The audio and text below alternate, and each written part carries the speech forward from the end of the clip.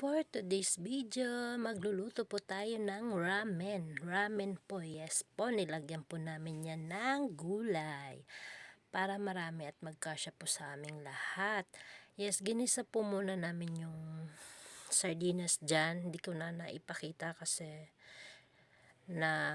hindi ko po siya na-videoan, guys. Ayan, kumulo na po yan. Nilagay na po namin yung ramen. At nung kumulo na po yan, nilagyan na po namin ng mga seasonings. Ayan po. Ang ating ramen. Masarap po yan.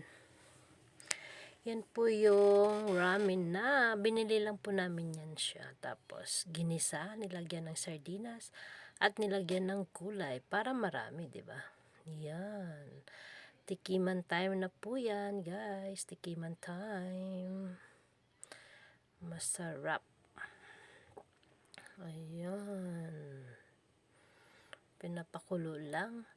At lalagyan na po namin ng gulay para marami po talaga. Para magkasya sa amin, syempre. Ayan, guys. Nakatikim na po ba kayo ng ganyan? Ramen na nilagyan namin ng gulay. Yes. Yan. Yes. Kain po tayo. Luto na po yan. Kain tayo.